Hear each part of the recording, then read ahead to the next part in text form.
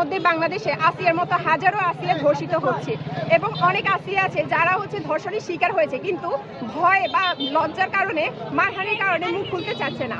অনেকে আছে এই ধর্ষণগুলোকে টাকা দিয়ে বা সামান্যভাবে ব্যাটের আঘাতের মাধ্যমে লুকিয়ে ফেলতে চায় অথবা বিচার করতেছে, কিন্তু যে ধর্ষণের শিকার হচ্ছে এগুলো আমরা যদি বিচার করতে চাই, এগুলোর বিচার না হলে আমাদের সমাজে আরো ধর্ষণ এভাবে বেড়ে যেতে থাকবে।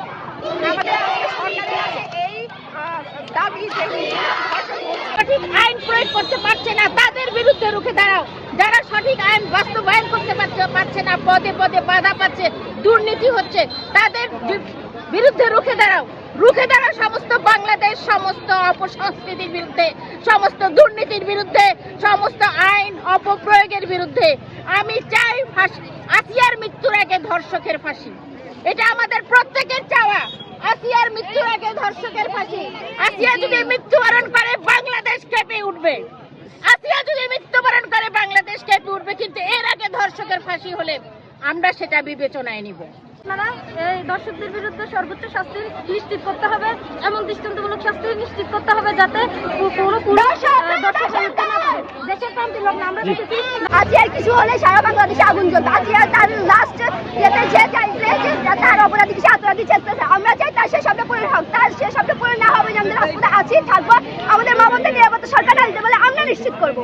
আমরা অন্তর্বর্তীকালীন সরকারকে ক্ষমতা বসিয়েছি, যে এখন থেকে তারা এসছে আমরা দর্শকদের সর্বোচ্চ শাস্তি, তাদেরকে বিচারের আওতায় আনা এবং বিচার কার্য সম্পূর্ণ করা দ্রুত গতিতে সে দাবি জানাই। সাথে সাথে গণতান্ত্রিক লড়াই করার জন্য এখানে এসেছি দর্শকের বিরুদ্ধে। বর্তমানে আমরা যে আছি 8 বছরের শিশু, সে তার কি করুণ অবস্থা আমরা সবাই দেখেছি। সে তার মরণ অবস্থা, সে তার দর্শকদের সে যে তাকে দর্শন করছে সে তাকে আহত হয়ে চেষ্টা যায়। তার এই আশা যদি পূরণ না হয়, আমার দর্শিত বলে আশা যদি পূরণ না হয়, আমরা প্রত্যেকটা ঘরে প্রত্যেকটা আগুন জ্বালিয়ে দেবো। দর্শকদের বিচার করতে হবে।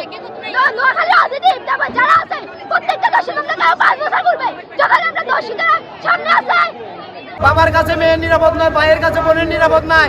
কেন আমরা এই বাংলাদেশে আমরা বারবার রক্ত দিয়ে যাচ্ছি, কোনো দৃষ্টান্তমূলক শাস্তি পাচ্ছি না। আমরা দীর্ঘদিন যাবৎ যে আমাদের সারা বাংলাদেশে দর্শন, খুন, নির্যাতন হয়ে আসছে, প্রশাসন বলে আসছে যে দৃষ্টান্তমূলক শাস্তি হবে, আমরা কোনো দৃষ্টান্তমূলক শাস্তি দেখতে পাচ্ছি না।